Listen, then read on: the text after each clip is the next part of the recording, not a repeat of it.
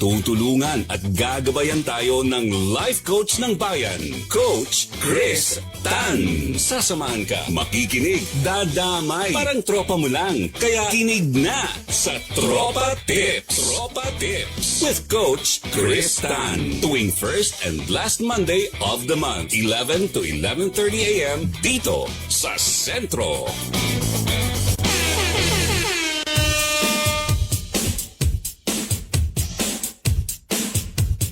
Tropa Tips with Coach Chris Tan. Joining us via Zoom, katropa, si Coach Chris Tan. Coach Chris, happy Monday. Sir Buddy, happy June sa ating mga katropa. Kamusta ka, Sir Buddy? Okay lang, masaya Coach Chris dahil sabi ko nga, teka muna, parang ang layo nung pagitan nung first Monday sa last Monday of the month, tama? Pero, Oo. na-realize ko, pag last Monday of the month pala, ang kasunod niya, first Monday na kaagad. Yes. Kaya malapit lang yung pagitan natin, Coach Chris. Yes. Pagdating ng mid-month, doon ako medyo mamimiss ang mga katropa. Correct. Inaayos ko lang yung aking earphone din eh. Kamusta ka? Okay lang ako, Coach Chris. Nice to have you with us, also in white. Yeah, oo. Twinning pa tayo, Sir Buddy. How are you today? Of course, to be honest, going through a very difficult time. I Kaya know. nga, but still fighting. Yes. That's the reason why for our episode for today, Sir Buddy, naisip ko ang mga katropa natin. Siguro, kung ako ay dumadaan sa matinding pagsubok, Hamon. maaaring meron din tayo mga katropang dumadaan sa hindi ganong kagandang parte ng kanilang buhay. Kaya, ang ating topic for today, challenge accepted. Challenge accepted. And a lot of us right now have so many various challenges in life. Katropang Coach Chris. Oo nga. Kaya isa-isahin na natin, Sir Buddy, kung ano ang matututunan ng mga katropa natin. Let's Paano go. nga ba i-handle ang mga problema? Let's go, Coach Chris. Okay, unang-una, let's take it one day at a time. Kasi, Sir Buddy, ikaw siguro, kung babalikan mo yung pinakamatinding pinagdaanan mo, overwhelming, di ba? Tama ba ako? Overwhelming to the point na parang isipin mo, matatapos ba ito? Oo, May ganun. Oo, tamang-tama yung sinabi mo, Sir Buddy, kasi pag sobrang mabigat ang pinagdadaanan natin, ang talagang pakiramdam natin dyan, hopelessness and helplessness. Correct, Coach Chris. Because the difficulty is so intense, it's so difficult, that's the reason why parang ang feeling mo, matatapos pa ba to? Ang ganda nung statement mo kanina, no? Nakaka-relate talaga. So, kaya kailangan one day at a time. Kasi, ang malalaking problema, Sir Buddy, mga katropa, mahihirapan natin yung isolve ng isang, in a snap of a finger, kung tawagin sa English. Correct. Hindi yan bigla nawawala. Overnight, wala na. Oo. Ang katotohanan, pag medyo intense ang ating challenge, talagang it takes time and it takes a lot of steps and you have to follow a certain process before you solve the problem.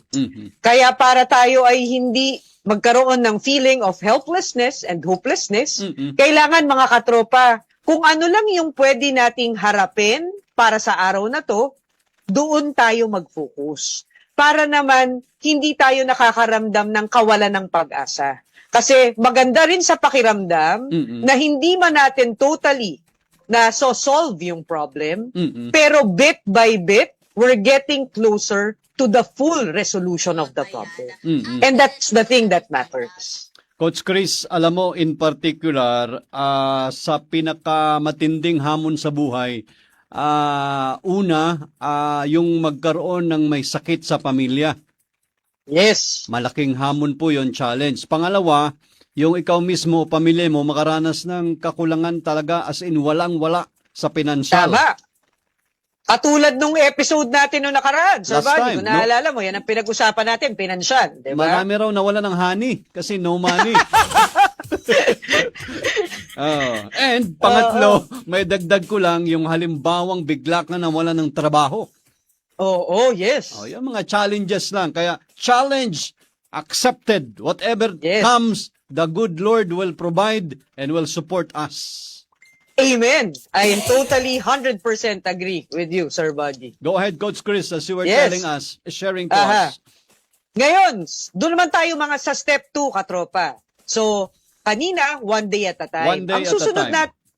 Ang susunod nating pwedeng gawin para ang ating mga malalaking problema ay maging manageable ba, is to celebrate the small joys because small joys brings big wins.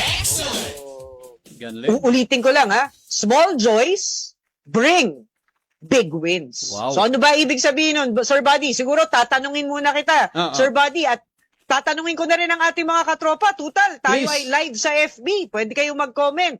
Ano ba ang yung mga nagpapaligaya sa inyong maliliit na bagay? Sir Buddy, ikaw, ano nagpapaligaya sa iyo na maliliit na bagay? Santon Gold Coffee Mix, pagising sa umaga. Oh. Number Oo. one, paggising mo, katabi mo si Mrs. at mahal mo sa buhay. At marami pang number one. Lahat sila number one. Si Lord na Okay. nagbigay sa atin ng panibagong araw, Coach Chris. At Oo. meron tayong bubong na tinitirhan pa. Tama. I like that because you're combining not only the small joys, Sir Buddy, Mhm. but you're also in a way applying attitude of gratitude, no? At Amen pag to that. tayo ay grateful, madaling makita yung nagpapasaya sa atin na maliliit na bagay. Mm-mm. So katropa, Sir Buddy, bakit ba importanteng tayo ay nagfo-focus dun sa mga maliliit na bagay na nagpapasaya sa atin? Mm-mm. Kasi pag tayo ay dumadaan sa matinding challenge or matinding problema, Mm-mm. ang hirap kasing maramdaman yung saya. Pero we have to remember that even if we're going through a very difficult time, life is still good.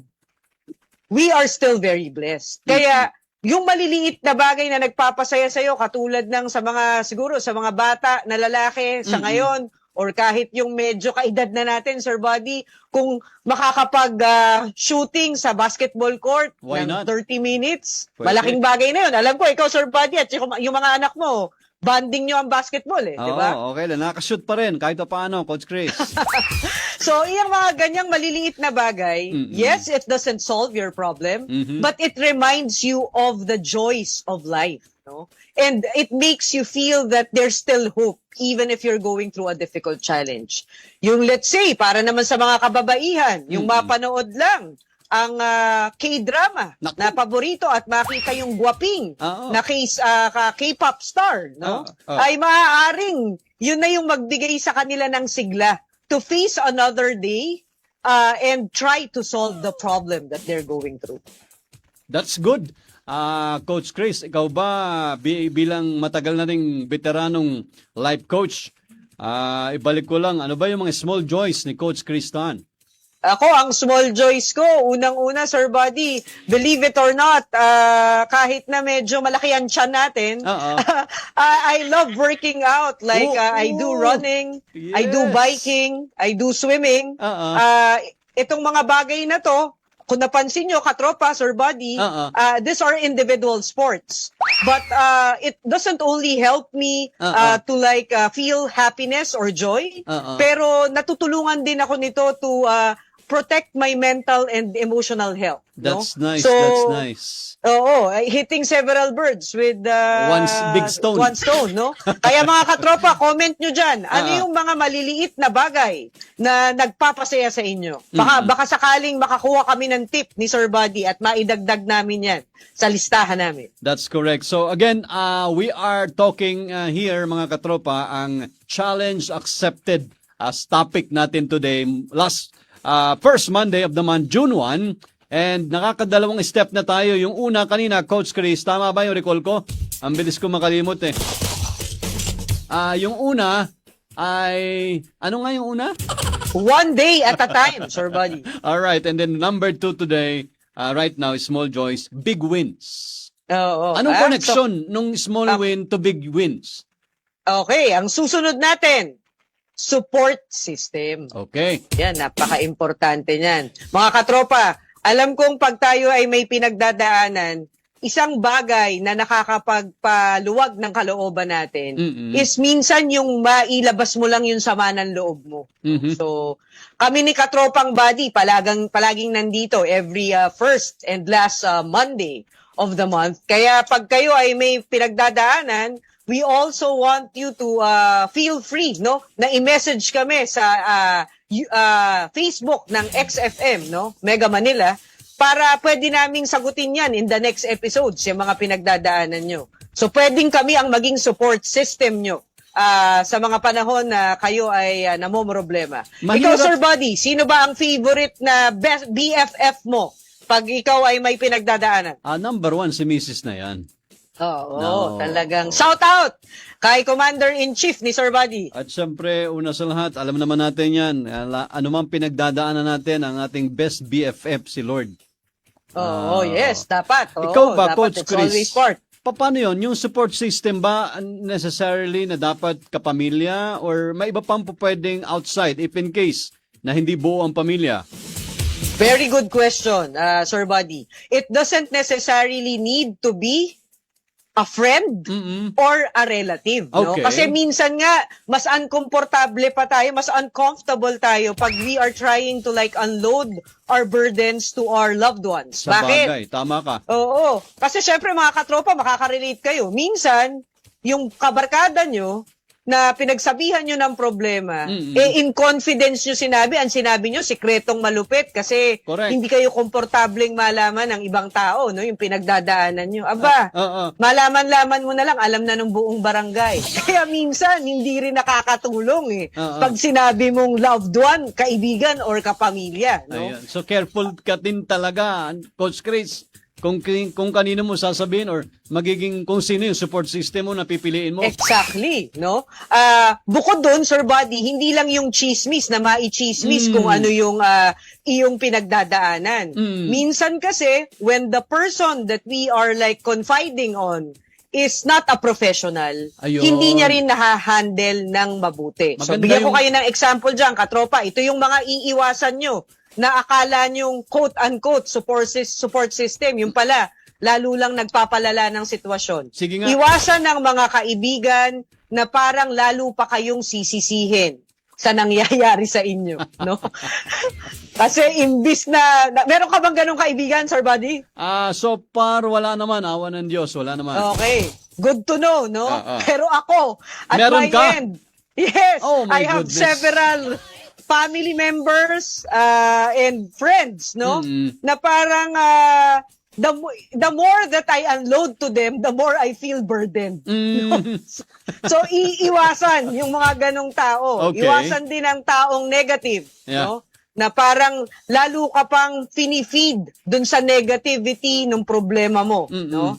Kaya it's better, no, to consult kung meron kang professional na kilala who can help you out, whether it's a therapist, life coach, psychologist, psychiatrist, mas mabuti yan. O Pero kaya- kung hindi naman, if you are active in church, Oo. marami rin tayong spiritual advisor regardless of religion. That's no? correct, that's correct. Na maaaring makatulong sa atin sa mga pinagdadaanan natin. Kung ikaw naman ay estudyante, marami rin dyan na mga tinatawag nating guidance counselor. These are trained professionals, no?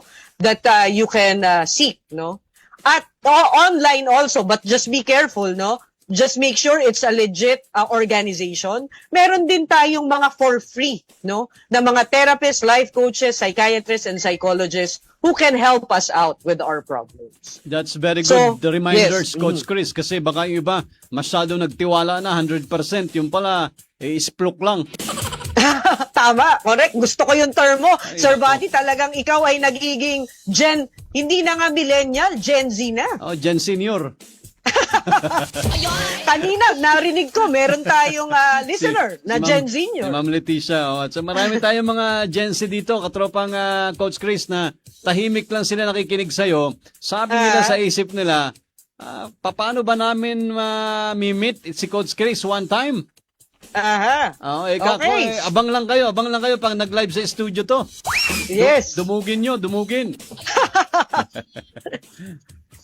Alright. So, yun yung ating next, support system. Paalala ko lang, katropa, the reason bakit importanteng meron tayong napagsasabihan ng ating mga pinagdadaanan sa buhay. Number one is because the feeling of unloading your burdens to someone you can trust is a feeling that gives you hope, no? Nakakaluwag yan ng kalooban, no? Bukod doon, maaaring ito, lalo na kung professional ang iyong support system or talagang may magandang wisdom at maturity, ay makapagbigay sa iyo ng advice na kinakailangan mo para madiskartehan mong masolve ang iyong problema. Alright. Napakaganda na mga nasimulan natin. Inulit natin, one day at a time, small joys, big wins, and this one, support system. May pang-apat tayo, Coach Chris. Yun. Yun ang pinaka-importanting medyo na daanan mo na kanina, Sir Buddy. No? Okay. So mga katropa, ano ba yung fourth and last tip namin dito sa Tropa Tips sa sentro, no? Para sa mga katropa na dumadaan sa pagsubok ngayon, no? So to give you hope, ang number 4 tip namin, kapit sa greater power. So, kapit lang, no? So, of course, in Sentro and particularly in Tropa Tips with Coach Cristan, wala po tayong pinipiling religion. But I think lahat tayo, mga katropa, we recognize that there's a greater power. Whether you call it Christ, Allah, no, Buddha, or the divine universe, no? Lahat tayo, mas magandang pinapaniwalaan nating merong great creator who will always bless us with solutions to the challenges that we're going through in life. Kasi mga katropa, pag tayo ay napapaalalahanan na merong greater power, tayo ay nagkakaroon ng pag-asa that everything is possible and the challenge that we're going through can soon be resolved with the grace of the greater power. So kapit lang tayo sa greater power. Ikaw, Sir Buddy, I know that you are very spiritual, no? So, ano ang mga bagay na talagang na-test mo na, oo nga, pinagdaanan ko yan, but the greater power guided me to solve this problem? Sa mga small incident or mundane or daily na mga ginagawa natin minsan, katropang Coach Chris, mararamdaman mo na talaga yung presence ng Panginoon. Yes. Ang importante lang talaga is naniniwala ka at may tiwala ka. Kasi kung magkaminsan, lip service lang yung iba. Oy, I like that. Yes, and that's exactly true. Or yes. Pakitang tao lang din, pero wala namang, siyempre, tama yung binanggit mo kanina, without any specific religion, wala tayong pinupuro. Magkamis na lang din, maganda na mayroong self-examination ka kung talaga nga bang genuine or genuine yung iyong pagtawag kay Lord. Yep. I agree, Sir Yung Buddy. intention mo kung okay din. Baka naman kasi minsan hindi kaya hindi sinasagot yung dasal. So ang bottom line, pagkapit mo talaga sa kanya, full trust. Hindi Exactly. hindi yung kalingkingan lang yung inihahawak mo sa kanya. Correct. Bibitaw ka din. Dapat talagang yakap na yakap mo, kapit na kapit ka talaga kay Lord. I 100% agree, Sir Buddy. But of course, no, real talk tayo palagi sa Tropa Tips. No? Yes. Mga katropa, no, gusto ko yung gesture mo yun. Ganda ng pagkakaapit mo dun, Sir Buddy. So, going back, real talk tayo, no? Dito sa Tropa Tips with Coach Cristan. Of course, mga katropa, naiintindihan namin na minsan, pag sunod-sunod ang dagok sa buhay, parang ang hirap paniwalaan that there's a greater power that can help us. Naiintindihan ko yun, no? Kasi sa dami rin ng mga participants na aking kino-coach, iba-ibang problema at yung iba talaga, nakakayanig ng ating faith, no? Nakakawala din ng faith kapag kasunod-sunod ang challenges. Yes, no? So, katropa, Sir Buddy, kung tayo ay dumadaan sa parang nanglalamig na rin tayo sa faith natin with the divine creator, no? Wag natin din, yun yung tinatawag ni Sir Buddy kanina na, syempre wag din naman parang plastic, no? Na parang you're just saying that I'm surrendering everything to the greater power. But at the end of the day, ang pakiramdam mo, galit ka sa mundo, kino-question mo siya, no? Tama. So allow yourself to feel sad, no? Allow yourself to ask those questions. kung ikaw ay nangongwestiyon, bakit sa akin palagi nangyayari to? Mm-mm. But just always have hope. Kahit hindi mo buong-buo nararamdaman. Mm-mm. Just always have that hope that God, the greater power, the universe, will help you get through it. No? Because nothing will be given to you that you cannot carry on. No? So, yun yung isang gusto kong i-explain din sa ating mga katropa regarding that. Maganda yung mga qualifications mo sa mga pinag-uusapan natin, Coach Chris. And very grateful na paminsan-minsan, at least twice a month, alam mo yon, makakarinig ka ng ganyan mga validation and at the same time, pagbibigay ng pag-asa. Kasi nakukuha mo kung ano yung pulso ng mga tao na may pinagdadaanan sa mga panahong ito. Ay, salamat, Sir Buddy. And I'm happy that Centro and XFM is giving me the opportunity to reach out to our katropa para mas gumanda at mas maging happy ang buhay natin. Speaking of reaching out, Coach Chris, where they can pursue Coach Chris? Okay. So mga katropa, pwede nyo po akong makontak para doon sa mga gustong magpa-coaching po. No, you can DM me, FB and IG. Just type Practical Coaching by Chris Tan. And also, available tayo sa X, TikTok, and YouTube at Coach Chris Tan naman. And Ayan. Sir Buddy, I hope okay lang kung bumati ako sa mga katropa natin. No problem, dahil yan talaga yung inaabangan nila ngayon, katropang Coach Chris. Okay. So, hi to the ever-reliable real estate broker, Caroline Wawi Roldan. And of course, hi din sa aking wife that is always helping me with the admin work in the business, no? And I hope my mom feels better. Saying hi to Ate Coach Vic Ang, no? Ang aking sister na ever supportive. That's correct. Tita Tess and Tita Mirna, thank you for always being there for the family. And from my And mga katropa, of course, Coach Chris. sana ay nasa mabuting kalagayan kayo sa pagpasok ng second half of the year. That's correct. Coach Chris from Infanta, Real, Quezon area, nanonood sa atin ngayon si paring Wendell Bostonera at nangangamusta para sa programa din natin. Ha? Thank you, paring Wendell. Salamat Kumusta? sa suporta. Oo. And Coach Chris, parting shot from your end, please. Alright, so mga katropa, just always say challenge accepted because regardless of how big the problem is, there's always hope as long as you believe. Thank you so much, Coach Chris. We'll see you around last Monday of the month. Thank you. Thank you. Mga katropa, si Coach Chris Tan, inyo pong napakinggan sa bahagi ng katropa tips natin every first and last Monday of the month.